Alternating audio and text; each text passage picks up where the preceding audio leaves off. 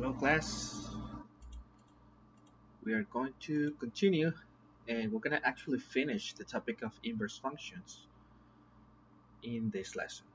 If you remember previously, the last thing we saw was point number 5, which was a strong requirement for a function to have an inverse, and we agreed that only functions that are one-to-one, such as this one, right? Functions like this and like this, which are one-to-one, these are the only type of functions that can actually have an inverse. Many-to-one functions such as this is a many-to-one function. This is also a many-to-one function because they don't pass the horizontal line test. Then these functions are not invertible. Son invertibles. Okay, so that was the last thing we saw in the last lesson. Now, in order to finish this subtopic of the inverse function, let me tell you about a very clever trick. Well, it's not that clever. It's actually quite simple, and it's basically getting around the previous problem. How to invert in quotation marks. I'm gonna tell you why I need to put quotation marks in here. How to invert a many-to-one function. How can we do that? I mean, I already said that it's not possible. So, for example, suppose that you are given this function, f of x equals x squared, the quadratic function. By now you should have memorized its graph. It's the parabola centered at the origin. Very nice graph right there. And this is many to one, right? Clearly, this function is many to one. So it's not possible for this function to have an inverse for the reason that I explained to you previously. Okay, so what am I talking about getting around this problem? We can do this, guys. What we can do is this. Imagine that we disregard or we ignore the left part of the function, or it could also be the right part. Okay, it doesn't really make any difference in this case. And by left part, I should have been more specific. I mean the left part from like taking as reference the number 0, the left part from the 0 and the right part starting from 0. This is my point of reference in order to say left or right. So imagine that I give you this function, guys, but I tell you, ignore this branch. If I call this a branch and then this the other branch, let's just ignore this part. Let's just ignore this. Okay, and let's suppose that my function only starts from 0 onward. Kind of like this. Well, not kind of, like this. You see? By doing this trick, guys, by basically disregarding or ignoring of the domain of the x-axis. Remember, the x-axis is the domain, which is all, which is the set of all the possible values that you can give to the x. If you say, you know what, let's consider this function, yes, but let me just not take into account all the numbers smaller than 0. That's why. All these numbers smaller than 0. I'm not gonna take them into account. I will only consider this part, which is drawn in here. Okay, then basically, if you realize, when I do this trick, what I'm doing is basically transforming a many-to-one function into a one-to-one. Technically, it's not the same function. This function and this function are not the same. They're not the same. They're only the same in this part, right? I mean, you can say that this function over this part is the same as this function on this part. But technically speaking, in the broadest sense, they're not the same function. They're not the same function. So by doing this little trick, by ignoring this part of the function, then this becomes one-to-one. As you can see, this graph is one-to-one, right? Because for each input, for each output, you only have one input, right? And only one, not many. Then this is one-to-one, and therefore, by definition, invertible. Okay, this has an inverse. See, that's the whole trick. That's the whole trick. Let's read. When we do this trick, we are basically restricting the domain of the original many to one function so that it becomes one to one, which is the same thing I just told you, right? This function is a function f of x equals x squared, but the domain of this function is all the real numbers, right? The domain, which remember is the set of all the x values that this function accepts.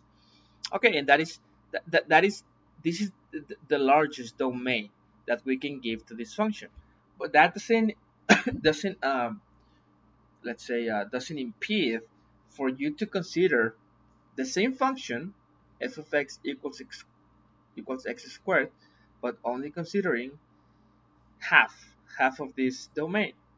Okay, instead of all the numbers below zero and above zero, I'm just gonna consider all these numbers greater or equal than zero, which are all the numbers from right from this point onwards, okay, to the right. And therefore, as we can see, this is one to one. Okay, and that's basically the whole trick. And now this function has an inverse. Okay, how do I find that inverse? The same way as before. I take the function, just gonna write it down here. I want to remind you, I take the function, I write it down, I change f of x for y, right? I isolate my x variable, so okay, I want to have the x on the left part, preferably, and then I just change the x for f of x and the y for x, and that's it. Okay, so this is, I'm sorry, not I'm gonna change x for f inverse of x. I'm sorry about that. F inverse of x, like so, and then we have our inverse function for this function. Okay, so previously when I told you that this function, let's go back a few days ago, probably been weeks, when I told you that this function does have an inverse, I was partially lying to you. This function has an inverse as long as you restrict its domain to these numbers, all numbers x above or greater than 0. Then yes, this function has an inverse, and the inverse function, as we know, is the square root. Okay, that is the inverse operation to squaring and the square root, inverse operations. One undoes what the other does, and remember that that's the concept behind the inverse function. So that's the trick, guys. That is the trick. Basically, it's just about restricting the domain so that the new function is one to one. At least this bit is one to one. Now, finally, number 7, the relationship between the graph of f and the graph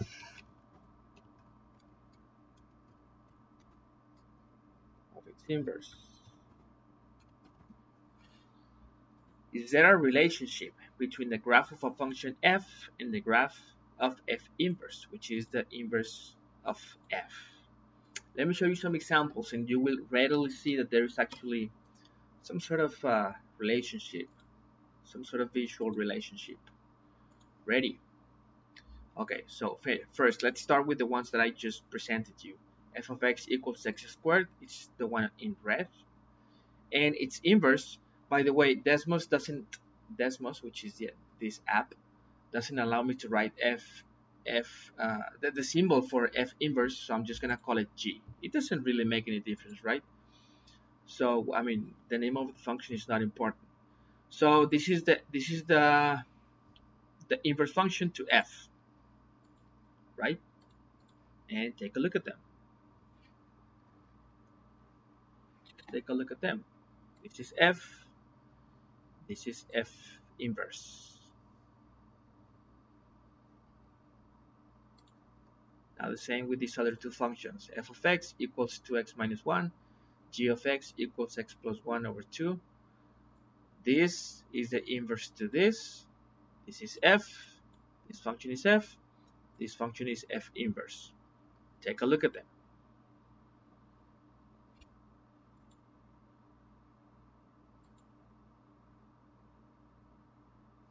One more. What about the function, the exponential function f of x equals 2 to the x, which is this one in red, and its inverse function, which is the logarithm base 2 of x, which is this one in blue. Take a look at that. Is there any pattern or any pattern, anything that you can say like, okay, I get it, like I know what the relationship between the graphs is. First of all, you should acknowledge this: the graphs are the same in the sense that the shape is the same. Look at the shapes. It's same shape, right? Same shape, same shape. You see, they are the same shapes. The only thing that is different is the orientation, right? It's the orientation. If I move this thing around by making some reflections and some rotations, I can get this red graph to be exactly on top of this perfectly by proper rotations and translations, right? The same with this, clearly. The same with this. Okay, the shapes are the same. The only difference, guys, is that, as you may be guessing, the relationship is that they are symmetrical with respect to a line of 45 degrees going through the origin. I don't know if you noticed that. For example, let me introduce right here. Let me introduce this line. Look at that. This is a line of 45 degrees going through the origin, just like I stated here. They are symmetrical with respect to a line of 45 degrees going through the origin. That's exactly what I'm drawing here. And if you can see, guys, this red graph and this blue graph representing both f and f inverse, they are symmetrical with respect to this black 45 degree line. Can you see that? They are completely symmetrical. The same in here. Look, if I draw that line, as you can see, this is symmetrical to this with respect to this symmetry axis. What about this one? Same thing. Okay, and what does it mean? What does it mean that two graphs are symmetrical with respect to this symmetry axis? What does that really mean? What that means is the following, guys. If you took any point, like the way to precisely talk about this idea is the following. If you took any point in any of the graphs, let me use the red one. I'm taking this point, okay, and then if you draw a perpendicular from this point to this symmetry axis, if you draw a perpendicular like that, okay, then if you did the same on this other side, like, look, you see, you're gonna find the respective point that corresponds to this one. You can see that, okay? Or even, I mean, you can do this, like,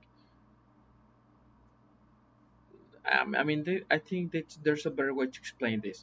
If you draw any perpendicular to this symmetry axis, any perpendicular, such as this, this, this, these lines are perpendicular to the symmetry axis, you can see that we have 2 points crossing the graphs, and those 2 points are to the same distance of the symmetry axis.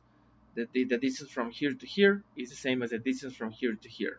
The same for this. The distance from here to here is the same as the distance from here to here. Can you see? That's what we mean. The distance from this point to this point is the same as the distance from this point to this point.